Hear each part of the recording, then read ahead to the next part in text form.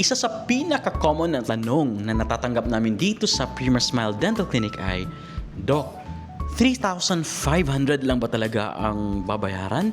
O baka naman may hidden charges pa? And actually, naiintindihan ko po talaga yung tanong na yan. Kasi sino ba naman ang gustong magulat, diba? So, sa video na ito, I want to be very clear kung 3,500 lang ba talaga ang babayaran o kung kailan may additional na procedure, and more importantly, bakit o ano yung mga case na kailangan ng additional procedure para may idea ka bago pumunta dito at hindi ka magugulat. So, 3,500 lang ba talaga? For the majority of our patients, yes, 3,500 lang talaga ang babayaran ninyo para makapagsimula. Okay? So kung generally healthy naman ang ating ngipin o kaya yung gums natin, and then upon consultation, sasabihin ni doktora sa'yo, ready na makabitan, and yes, no additional procedures po. Again, that is for the majority of our patients.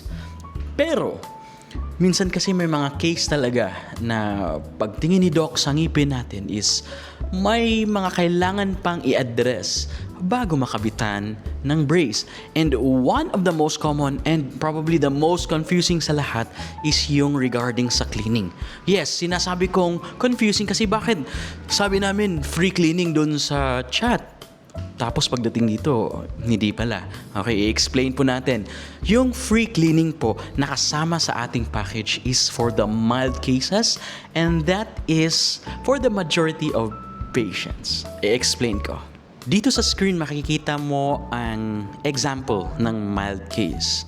So kung generally healthy naman yung ngipin mo, walang makakapal na tartar, walang significant na stains, at okay naman ang gums, kung ganito ang kondisyon ng ngipin mo at wala nang ibang kailangang gagawin bago mag-braces tulad ng may kailangan na urgent na papastahan or bubunutin ng ngipin, so 3,500 lang talaga ang kailangan nyo para makapagsimula. Ito naman ang example ng moderate case. Makikita ninyo may mga tartar na naiipon. Ito yung mga whitish na deposits na makikita natin dito, especially sa pagitan at paligid ng teeth. Yan, pointed natin sa arrow. May mga stains din na hindi na basta-basta matatanggal sa normal brushing. So sa ganitong case, baka sasabihin ni Doc na kailangan mo muna ng more thorough cleaning bago ikabit ang braces. Possible additional cost nito is around 1,000. Again, let me make this very clear. Most of the patients na pumunta dito ay wala namang additional na charge for the cleaning. Ito naman ang mas severe na case. Makikita natin dito na makakapala talaga yung whitish deposits na tartar kung tawagin. Minsan umabot na sa malalaking portion ng ngipin, especially near the gums. Pwede rin may significant na staining dahil sa coffee, tea, smoking, or colored drinks, or matagal na or hindi pa nakapagpa-cleaning. So sa ganitong situation, mas matagal at mas intensive ang kailangan na cleaning. So hindi na talaga siya kasama sa free cleaning ng mild case, no? So possible additional case nito is additional cost nito is around 1,500 hanggang 2,000, depende po sa actual na condition ng ngipin. Sasabihin po ni doktora yan bago mag-start. Okay? Again, hindi po ibig sabihin na lahat ng magpapakabit ng braces ay may ganitong additional charge. Ito po ay para sa patients na kailangan talaga ng more extensive cleaning before we can safely proceed. Doc, pwede bang braces muna? Pwede bang i-skip na lang muna yung cleaning sa susunod na lang? Kasi Doc, 3,500 lang talaga yung dala ko. Okay, magandang tanong po yan, and we really understand that question. Now, as per our dentist kasi, if talagang may makakapal na deposits, may mga stains, hindi po talaga recommended na kabitan ng braces without the extensive cleaning. Bakit po? If meron tayong mga tartar, meron po tayong mga stains, and then kakabitan po ng brackets or braces yung ating ngipin, mas magiging complicated po ang case kasi nga yung deposits na yun possible na mag-cause ng mas malaking damage in the future. And remember, braces can take several months to several years. And if long-term na nandun, nakakakos siya possible ng inflamed gums, mga cavities, bad breath, and ayaw natin yun. Gusto natin na bago tayo magsimula ng long-term commitment, which is yung braces treatment, maganda ang ating foundation. And that's why we start with a really extensive, a really good and thorough cleaning procedure. And speaking of keeping your teeth healthy, habang ikaw ay braces patient namin dito sa Prima Smile, we are offering a reward for patients like you na consistent, walang absences, laging nag-a-attend monthly adjustments. The reward is this.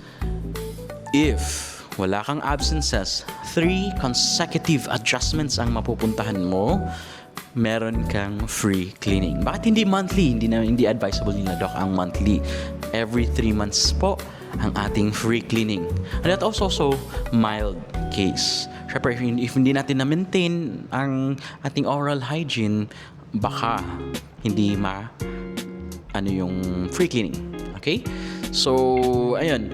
Why do we reward? Kasi consistency.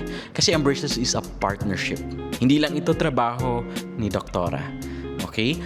Our job bilang entrusted mo na mag-take care sa ngipin mo, our job is to monitor your progress, make sure na yung ngipin mo ay nagmo-move talaga sa tamang direksyon, and yung part mo naman is mag-attend ng monthly adjustment and keep good oral hygiene practice while you are on braces. Or, of course, para sa'yo naman yan.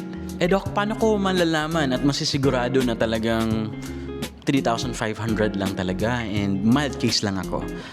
Actually, hindi namin ina-expect na magsa-self-diagnose po kayo. Well, siguro may idea kayo kung mild, moderate, and severe. Pero para masigurado po talaga, we recommend booking a consultation with us. Now, this is the free po ang consultation namin sa ngayon. Normally, we have a consultation fee, pero we just want to really have a conversation na hindi po kayo ma-pressure, wala kayong babayaran if hindi kayo tutuloy. We just want you to be more confident. Pagpunta nyo dito, tanong nyo lahat ng gusto nyo itanong kay Doc, sa amin, sa the rest of the staff, and doon nyo malalaman kung may mga gagawin pa, may mga papastahan pa, bubunutin, or yung cleaning po natin ay pasok sa mild, moderate, or severe.